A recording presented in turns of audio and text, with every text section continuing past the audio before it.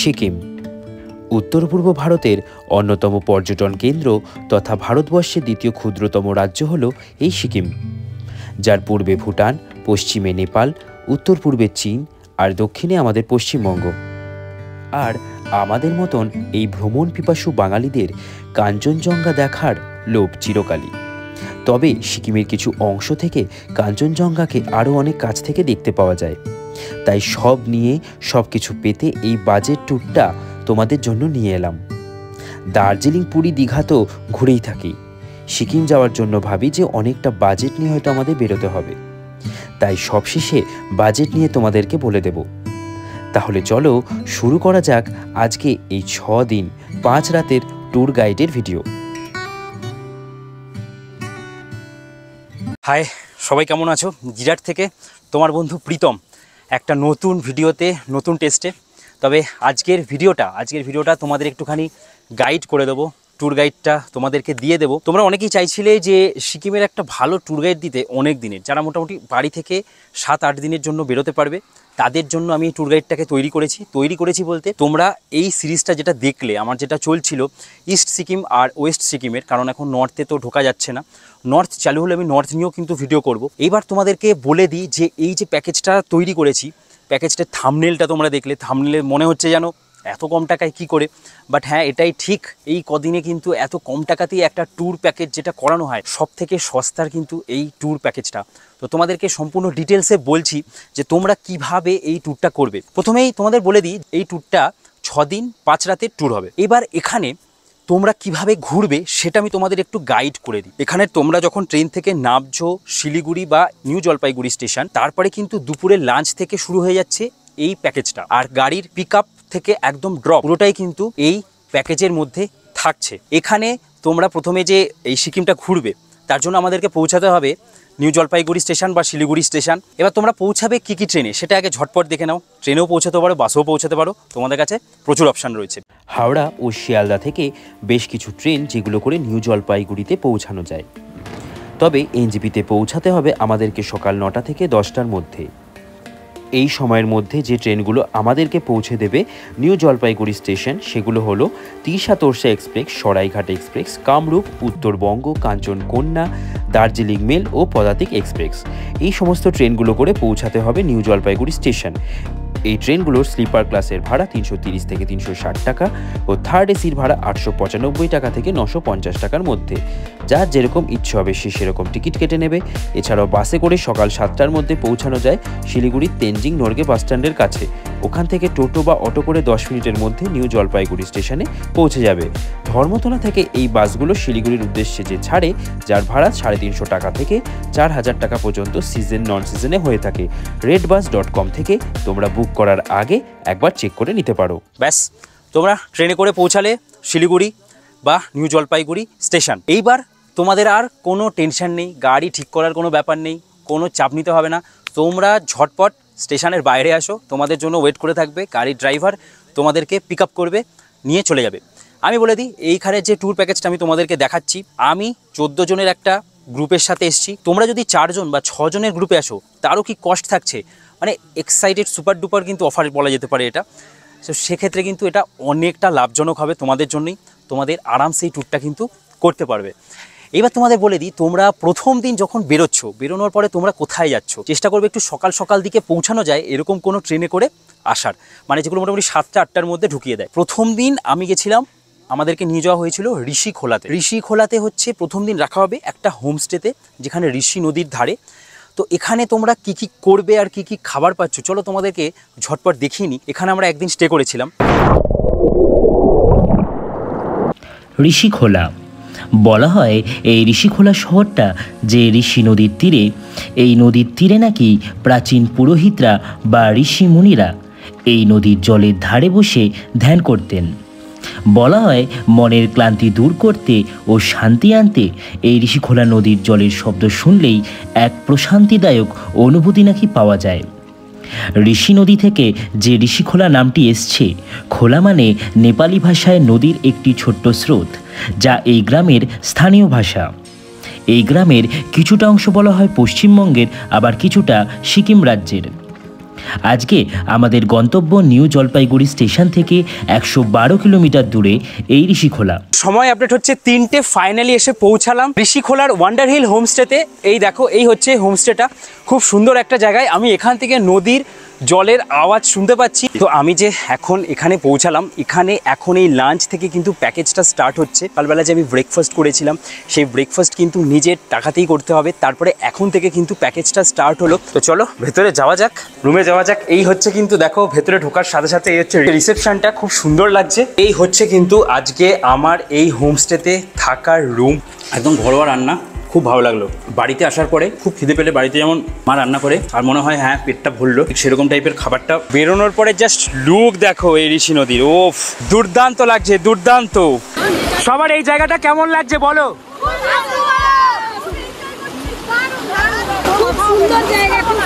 আমার এই প্রথম দিনের ঋষিখোলা জার্নির ভিডিও চ্যানেলে দেওয়া আছে, তোমরা গিয়ে ডিটেলস এই ভিডিওটা দেখে নিতে পারো। ঋষিখোলাতে একদিন স্টে করে তারপরের দিন সকাল সকাল বেরিয়ে পড়েছিলাম লিংথাম, যেটা ইস্ট সিকিমেরই আর একটা অংশ লিংথাম। আমিও প্রথমবার গেছি, আমি নাম শুনিনি। ওইখান থেকে হচ্ছে কিন্তু মানে ওই সাইডটা থেকে একটা চেকপোস্ট শুরু হয়। কারণ জানো যে ইস্ট সিকিমের এই ছাঙ্গু বাবা মন্দির, নাথুলা, এগুলো ঘুরতে গেলে একটা পারমিট বার করতে হয় আগে থেকে, যার জন্য তোমাদের সর্বপ্রথম এই ট্যুরে যাওয়ার আগে ব্যাগে ঢোকাতে হবে ভোটার কার্ড বা ড্রাইভিং লাইসেন্স বা তোমার পাসপোর্ট, যেগুলো এই 3টে ডকুমেন্টস। আধার কার্ড কিন্তু এখানে কোনো রকম কাজ করে না, আধার কার্ড শুধু এই হোটেল বাগেরা এগুলোতেই কাজ করবে, আর কোনো চিন্তা নেই। ব্যাস, এইবার তোমরা পরের দিন সকাল সকাল বেরিয়ে যাও। আমরা বেরিয়ে পড়েছিলাম কোথায়? লিংথামের উদ্দেশ্যে। লিংথাম যেতে যেতে তোমরা দেখতে পাবে অনেক সাইট সিন। লিংথাম পৌঁছে তোমরা সেখানেও আরও 2-1টা জায়গা দেখে নিতে পারবে। চলো তোমাদেরকে দেখিয়ে দিই, আর এই দিনটাকে তোমরা লিংথামে কিভাবে কাটাবে সেটাও দেখে নাও। সিল্ক রুট যাবার অন্যতম প্রবেশদ্বার বলা হয় এই লিংথামকে। অনেক হোমস্টের মাধ্যমে গড়ে উঠেছে এখানের এই ছোট্ট গ্রামটি। বাকুতা নদীর উপত্যকায় গড়ে ওঠা এই লিংথাম গ্রাম। তবে এই গ্রামে প্রবেশ করার আগে আজকে ঘুরে দেখব আরিতার লেক, মামকিন ভিউ পয়েন্ট ও বাকুতা নদীর ওপরের ঝুলন্ত ব্রিজকে। পৌঁছে গেলাম আজকে আমাদের প্রথম ভিউ পয়েন্ট। এখান থেকে কিন্তু কাঞ্চনজঙ্ঘাকে খুব সুন্দর নাকি দেখা যায়। চলে এলাম মামকিন ভিউ পয়েন্টে, ওপরে পৌঁছে গেছি, খুব সুন্দর কিন্তু লাগছে। এখান থেকে দেখো দেখা যাচ্ছে এই আরিতার লেকটাকে। এসে পৌঁছালাম আরিতার লেকের কাছে। যে লেকটাকে আমরা ওই উঁচু থেকে দেখছিলাম, ওটাই কিন্তু আমরা এখন এখান থেকে দেখবো। আর পুরো জায়গাটা কিন্তু ঘোরা যায় সাইড দিয়ে, খুব সুন্দর কিন্তু এই জায়গাটা। লেকের চারপাশের এই রাস্তাটা সত্যি বলছি, মানে পুরো জায়গাটা দিয়ে দেখো তোমরা হাঁটতে পারবে। এই দেখো এইখানে এই যে বোটিং করার সুবিধাও কিন্তু আছে। কিতনা কারকে হতা है? 4 सीटर का 300, 2 सीटर का 200। এই আমরা চলে এলাম লিংথামে। এটা কিন্তু পুরো লিংথামের এরিয়া। দেখো এই যে চেকপোস্ট লিংথাম, একটু অফবিট জায়গা, অফবিট গ্রাম, খুব সুন্দর কিন্তু লাগছে। চারিদিকে পাহাড়, পাহাড়ের মাঝখানে কিন্তু আছি। আর আমি থাকছি এইখানের এই হোমস্টেতে। ওহ কি সুন্দর দেখো ওই দৃশ্য, দেখার মতন কিন্তু। পরপর 2 দিন আছি যেখানে। এই জায়গাটা কিন্তু আমার খাবার আরও বেশি ভালো লাগলো, বেশ সুন্দর কিন্তু খাওয়া দাওয়া। তোমারই হোমস্টে? আচ্ছা, দাদার নিজের হোমস্টে। তো দাদার সাথে বেরিয়ে পড়লাম। আমরা এখন কোথায় যাচ্ছি? Bakuta river hanging bridge. Bakuta river hanging bridge, ওই যে ওখান থেকে রাস্তা আছে ওটা। তো এখান থেকে যাওয়া যায়, গিয়ে কিন্তু এখানে ছবিও তোলা যাবে। খুব খুব খুব সুন্দর লাগলো আমার এই জায়গাটা। আমি এই লিংথাম নিয়েও একটা আলাদা ভিডিও বানিয়ে দিয়েছি, তোমরা আমার চ্যানেলে গিয়ে একবার চেক করে নাও, আর ডেসক্রিপশনে তো লিংক দেওয়াই রইল। লিংথামে তো দিনটা বেশ ভালোই কাটাবে, খুব সুন্দর কাটাবে, ঠান্ডা প্রচুর থাকবে, সাথে করে কিন্তু ক্যারি করতে হবে জ্যাকেটস বাগেরা সমস্ত কিছু। লিংথামে আমরা সেদিনকার দারুণ কাটালাম। দারুণ কাটিয়ে লিংথাম থেকে আমরা পরের দিন সকাল সকাল বেরিয়ে পড়ছি। কোথায়? খুব সকাল সকাল কিন্তু বেরোতে হবে, কারণ আমাদের পারমিট চলে আসবে। পারমিটটা আসার পরে ওই লিংথামের চেকপোস্টে পারমিটটা চেক, মানে একটা জেরক্স কপি দিতে হয়, সেটা ড্রাইভারই করে দেবে, সেটা নিয়ে কোনো চিন্তা নেই। এই যে পথের সন্ধানে ট্যুরস অ্যান্ড ট্রাভেলসের মাধ্যমে যাচ্ছি, এরাই সমস্ত কিছু ব্যবস্থা করে দেবে। শুধু ফটোটা আর ভোটার কার্ডের ছবিটা সাথে করে ক্যারি করবে, আর কোনো চিন্তা নেই। ব্যাস, আগে থেকেই তোমাদের এগুলো সব কিছু ওনারাই ব্যবস্থা করে দেবে। কারণ আমরা যে লিংথামে থাকবো, এই লিংথাম হচ্ছে এমন একটা চেকপোস্ট যেখান থেকে পারমিশনটা দেখা শুরু হয়ে যায় সিকিম ঢোকার জন্য, ইস্ট সিকিমে ঢোকার জন্য। ছাঙ্গু লেক, বাবা মন্দির আমরা যে পরের দিন ঘুরবো, এগুলো হচ্ছে প্রায় বর্ডার জোন, মানে ওখান থেকে চায়নার বর্ডার কিন্তু খুব কাছে, তাই জন্য কিন্তু পারমিশন মাস্ট। এইবার আমরা পরের দিন সকাল সকাল বেরিয়ে পড়ছি। সকাল সকাল বেরিয়ে আমরা কিন্তু কয়েকটা সাইট সিন ঘুরবো, সাথে আমরা গিয়ে দেখবো কিন্তু ছাঙ্গু লেক ওল্ড বাবা মন্দির, পুরনো বাবা মন্দির সব কিছু আমরা একসাথে দেখব। এক আলাদাই কিন্তু প্যাকেজ তৈরি করেছে। মানে যে চেকপোস্টটা তোমরা আগের ভিডিওতে দেখেছো, লিংথাম থেকে কিন্তু এখানকার সাইডে ঢোকার মানে আমরা ভায়া জুলুক হয়ে তারপরে কিন্তু আজকে নাথুলার সাইডটায় ঘুরতে যাব। আজকে লিংথাম থেকে নাথাং ভ্যালি হয়ে নাথুলা পাস ঘুরে দেখার আগে দেখে নিলাম Kyukhola waterfalls, Thambi view point, old silk route, পুরনো ও নতুন বাবা মন্দির, ছাঙ্গু লেক ও সবশেষে নাথুলা পাস ঘুরে আমরা পৌঁছালাম বিকেলে গ্যাংটকের এমজি মার্গের কাছে। প্রথম পয়েন্ট কিউখোলা ওয়াটারফল। তো এই যে আমরা রাস্তাটায় ঢুকে গেলাম, এটা কিন্তু এখান থেকেই ওল্ড সিল্ক রুট যাওয়ার কিন্তু রাস্তা। আমাদের আরও একটা পয়েন্ট, এই হচ্ছে নাথাং ভ্যালি, হচ্ছে ওল্ড বাবা মন্দির। একজন প্রকৃত দেশপ্রেমীর কাছে এই জায়গাটায় আসার পর জায়গাটা চিরস্মরণীয় হয়ে থাকবে। শুধু বাবা হরভজন সিং নয়, স্যালুট জানাই আমাদের ভারতবর্ষের সমস্ত আর্মি জওয়ানদের। প্রায় 14,000 ফুট ওপরে উঠে পড়েছি। যারা যারা এই শীতটায় আসছো তারা সাথে কর্পূর অবশ্যই ক্যারি করবে, আর অক্সিজেন সিলিন্ডার ছোট ছোট গ্যাংটক সাইড থেকে যারা আসছো তারা ওখান থেকে ভাড়া পেয়ে যাবে। ফাইনালি চলে এলাম এই ভারত চায়না সীমান্তে, নাথুলা পাস, নাথুলার বর্ডার। কি সুন্দর লাগছে। যে কদিন আমরা ট্যুর করলাম, কোন দিন আপাতত এখনো পর্যন্ত ঠিক আছে। সব থেকে বেস্ট দিন হচ্ছে আজকে। -3 ডিগ্রি টেম্পারেচার, ওয়েদারটা কোনো মানে ওয়েদারটা একদম বলার মতো নয়, বলার মতো নয়, আসছেই না ভাষা, একদম। কি বলবো। আর আমাদের ট্যুরস এন্ড ট্রাভেলস কিন্তু ব্যাপক ঘোরাচ্ছে। বেগ আমাদের ছুঁয়ে বেরিয়ে যাচ্ছে। এর জন্য তো একদম সৌভিকদাকে, প্রীতমদাকে কোনো খুব মানে অসংখ্য ধন্যবাদ। চলো, থ্যাংক ইউ। সৌভিকদাকেও থ্যাংক ইউ। দারুণ ঘুরছি আমরা, দারুণভাবে মানে প্যাকেজটাকে তৈরি করেছে। এই প্যাকেজটা বাকিরা যারা আসবে তাদের লাভই হবে। হ্যাঁ, নিশ্চয়ই নিশ্চয়ই। চলে এলাম ছাঙ্গু লেক। উফ, ছাঙ্গু লেক কিতনা করকে? 100 রুপিস ব্যাটনে মে 100 টাকা করে নেবে বলছে। এটাই বসে কিছুক্ষণ রাইড করাবে। আর এই হচ্ছে লেকটা। এই যে দেখো বরফ মোটামুটি দেখা পাচ্ছি হালকা হালকা, অনেক জায়গাতেই মোটামুটি বরফ জমতে শুরু করে দিয়েছে। আর 10-15 দিনের অপেক্ষা, তাহলেই কিন্তু একদম চারিদিকে এগুলো সাদা, এগুলো আর কিছুই দেখাই যাবে না।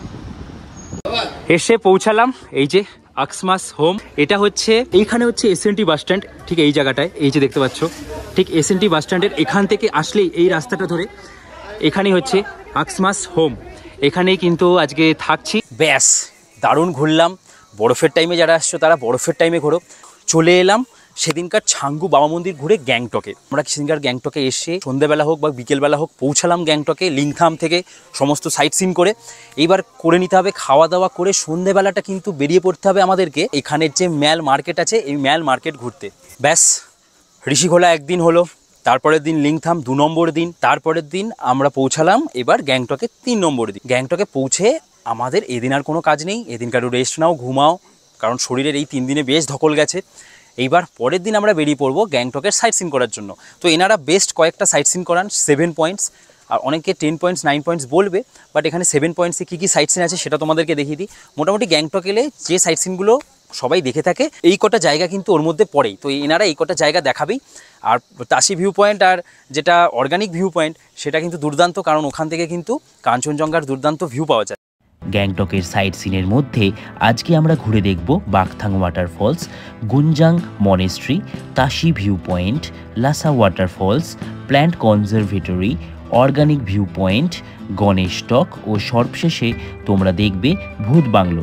এছাড়া এক্সট্রা 300 থেকে 500 টাকা দিলে তোমরা গণেশ টকের উল্টো দিকে থাকা চিড়িয়াখানাও ঘুরে নিতে পারবে, যেটা এই প্যাকেজের মধ্যে ইনক্লুড থাকে না। এছাড়া হনুমান টক যেতে গেলেও তোমাদেরকে এক্সট্রা টাকা দিয়েই যেতে হবে। ব্যাস, গ্যাংটকের সেদিনকার এই সাইট সিন করলে এইবার যে এইগুলো কিন্তু সম্পূর্ণই চলছে এনাদের খরচাতে, এই প্যাকেজটার মধ্যে কোনো টেনশন নিতে হবে না। এইবার তোমাদেরকে বলি যে এই সাইট সিন করে আসার পরে কিন্তু প্রচুর টাইম থাকবে, হোটেলে খাওয়া দাওয়া করে দুপুর বেরিয়ে পড়ো গ্যাংটকের রোপওয়ে ঘোরার জন্য। এই গ্যাংটকের রোপওয়েটা কিন্তু নিজের টাকায় ঘুরতে হবে, যেখানে 130 টাকা করে প্রতিজন লাগে। চলো রোপওয়েরও একটু সিন দেখে নাও। এই রোপওয়েটাও কিন্তু দুর্দান্ত, আমার হেভি লাগে। এই হচ্ছে কিছু রোপওয়ের ফেয়ার। 3 থেকে 5 বছরের জন্য 68 টাকা, আর 5 বছরের ওপরে যাদের মানে আমরা তাদের 130 টাকা। গ্যাংটক এলে কিন্তু এইটা ঘুরতেই হবে, এটা কিন্তু দুর্ধর্ষ লাগবে সবার, অসাধারণ। নিচে দেখো এই রাস্তা দিয়েই কিন্তু এসছি। আর আজকের ওয়েদার কিন্তু দারুণ ক্লিয়ার পেয়েছি, দেখাচ্ছিল মেঘ, আর ওয়েদার কিন্তু দারুণ ক্লিয়ার হয়ে গেছে, দারুণ লাগছে।